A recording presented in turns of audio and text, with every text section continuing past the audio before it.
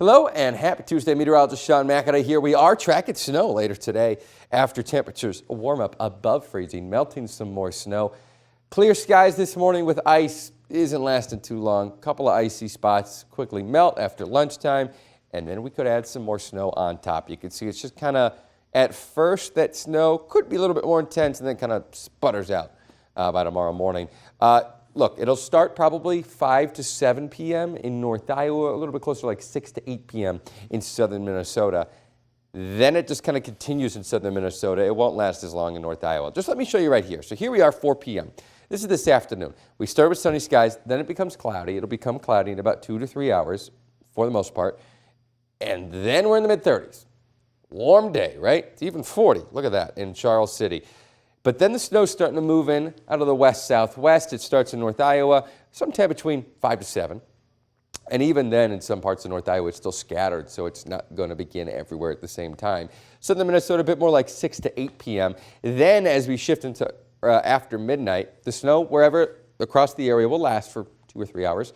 Then it's going to shift into a southern Minnesota thing on and off in southern Minnesota through the rest of tomorrow morning. How much snow are we going to see during this time? Most of us, not a lot. Some of us a little bit closer, like around an inch. Some of us in southern Minnesota probably in the higher end of this, closer to 2 inches. Some of us in North Iowa are on the lower end, closer to like half an inch.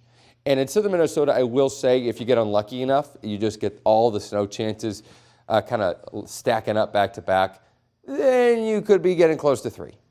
I don't know about 4. I don't think that's going to be too likely. North, you know, you get towards the Twin Cities, sure, but generally in our area, probably not. Rochester at the most, it's probably 3 inches, and I still think 2 inches is a safer bet. So a little bit more fresh snow to play with. Now, keep in mind, if this was rain, it would be barely anything. If yesterday was rain, we would have got 10 inches.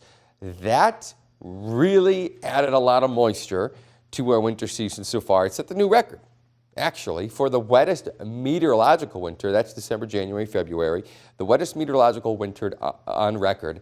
The last one was set several years ago. But yeah, we could add a little bit more on top of this record with today, maybe about 0.1 or 2.2 inches. Or sorry, yeah, that's exactly right.